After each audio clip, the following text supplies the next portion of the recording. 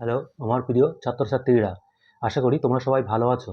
আজকে তোমাদের সমান্তরাল সরলরেখা অঙ্কনের পদ্ধতি ধাপে ধাপে তোমাদের সামনে করে দেখাবো।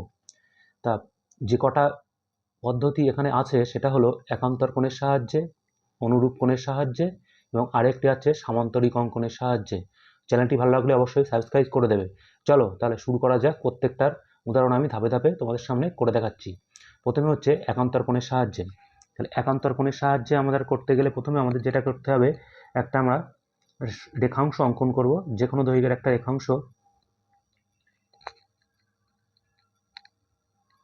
রেখাংশ অঙ্কন করলাম। এই রেখাংশটারই আমরা একটা সমান্তরাল সরলরেখা অঙ্কন করব। যে কোনো একটা বিন্দু এখানে আমি একটা নিয়ে নিলাম, এই বিন্দু নিলাম। এই রেখাংশটার এই বিন্দুতে সমান্তরাল সরলরেখা অঙ্কন করব। তাহলে আমরা এখানে একটা কোণ আঁকবো।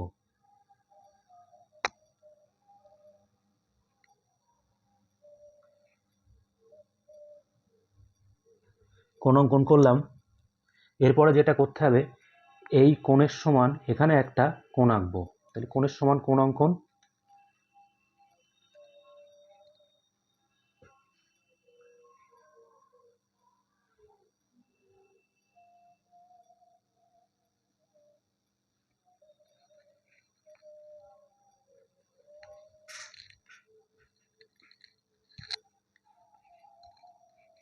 এই কোণের সমান করে নিয়ে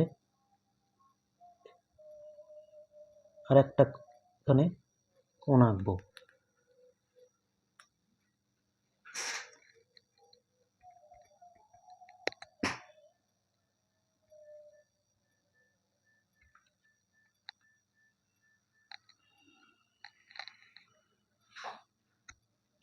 এই কোণের সমান এখানে কোণ অঙ্কন করলাম, এটা আর এটা একান্তর কোণ। তাহলে একান্তর কোণের সাহায্যে আমরা সমান্তরাল সরলরেখা অঙ্কন করলাম। এখানে একটা আমি নাম দিয়ে দিচ্ছি, এ বি সি ডি। এরপরে হচ্ছে অনুরূপ কোণের সাহায্যে। অনুরূপ কোণের সাহায্যে অঙ্কনটা কি দেখাচ্ছি, একই রকমভাবে যে কোনো মাপের একটা আমরা এখানে রেখাংশ নিলাম। এই রেখাংশটারই আমরা সমান্তরাল সরলরেখা অঙ্কন করব। তার এখানে আমরা একটা বিন্দু নিয়ে নিলাম, এই বিন্দুতে এই রেখাংশের সমান্তরাল সরলরেখা অনুরূপ কোণের সাহায্যে অঙ্কন করব। তাহলে কিভাবে করব এটা,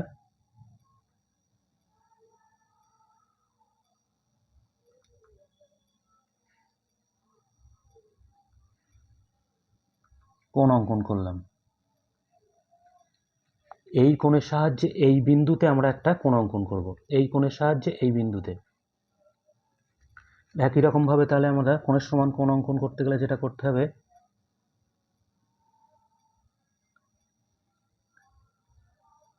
এই কোণটা আমরা এই দাগের থেকে নেব, এই দাগের থেকে কোণটা অঙ্কন করব, এই দাগের থেকে। তাহলে এই দিক থেকে আমরা দাগটা দেব, এই দিক থেকে দাগটা দিলাম।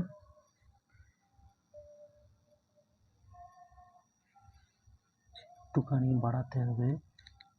এইবার এটা নিলাম, এই বিন্দু থেকে আমরা এবার মাপটা নেব, এই বিন্দু থেকে এই যে মাপ নিলাম, এই বিন্দু থেকে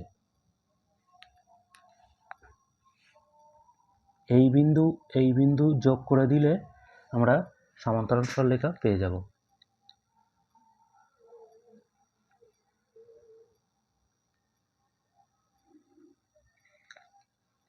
এখানে যে সমান্তরাল সরলরেখাটা পেলাম সেটা হচ্ছে অনুরূপ কোণের সাহায্যে, কারণ এই কোণের সমান করে এখানে একটা আমি অনুরূপ কোণ অঙ্কন করেছি। আগেটা ছিল, এটা হচ্ছে এই কোণের সমান করে আমরা এখানে একটা বিপরীত কোণ অঙ্কন করেছিলাম। এখানে নাম দিয়ে দিচ্ছি, একই নাম দিয়ে দিলাম, এ বি সি ডি। তাহলে এখানে হচ্ছে এবি সমান্তরাল সিডি, এখানে হচ্ছে এবি সমান্তরাল সিডি বা ডিসি, এবি সমান্তরাল ডিসি। তাহলে দুটো পদ্ধতি আমরা কমপ্লিট করলাম, একটা হচ্ছে একান্তর কোণের সাহায্যে আর একটা হচ্ছে অনুরূপ কোণের সাহায্যে। আর একটা পদ্ধতি যেটা আছে সেটা হচ্ছে সামান্তরিক অঙ্কনের সাহায্যে। তাহলে সামান্তরিক অঙ্কনের সাহায্যে আমরা আর একটা অঙ্কন করব, সেটা হচ্ছে সমান্তরাল সরলরেখা। এখানে যেটা করব, সামান্তরিক অঙ্কনের সাহায্যে আমরা সমান্তরাল সরলরেখা অঙ্কন করব। এটা হচ্ছে 3 নম্বর পদ্ধতি। সেখানে আমরা একই রকমভাবে যেটা করব, আমরা এখানে একটা রেখাংশ নেব, রেখাংশ নিলাম। এই রেখাংশটার এখানে একটা বিন্দু নিলাম।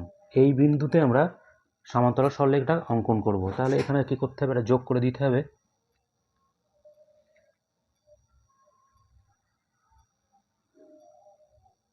যোগ করে দিলাম। এবার সামান্তরিক অঙ্কন করতে গেলে এখানের এই মাপটা আমরা যে কোনো একটা মাপ আমরা সেট করে নিলাম। সেটা হলো এই পর্যন্ত একটা বাহুর দৈর্ঘ্য আমরা আগে নির্দিষ্ট করে নিলাম। তাহলে এই বাহুর সমান করে এই বিন্দুতে এখানে একটা বাহু অঙ্কন করব। একই রকম ভাবে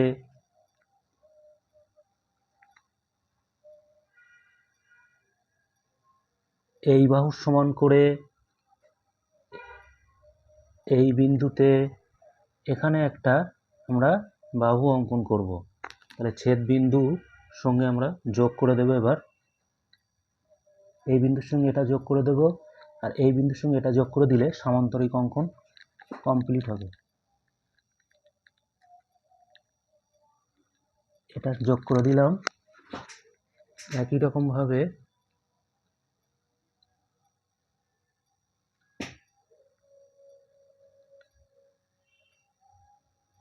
যেহেতু এটা সমান্তরাল সরলরেখা অঙ্কন, তার জন্য আমরা একটু দৈর্ঘ্য বাড়িয়ে দিলাম। তাহলে এটা যদি নাম দেই এ বি, তাহলে এ বি রেখাংশের সমান্তরাল সরলরেখা আমরা পেয়ে গেলাম সি ডি, যেটার পদ্ধতির নাম হচ্ছে সামান্তরিক অঙ্কনের সাহায্যে। তাহলে এখানে লিখব হচ্ছে এ বি সমান্তরাল ডিসি করে দিলাম। ধন্যবাদ, সবাই ভালো থেকো, সুস্থ থেকো।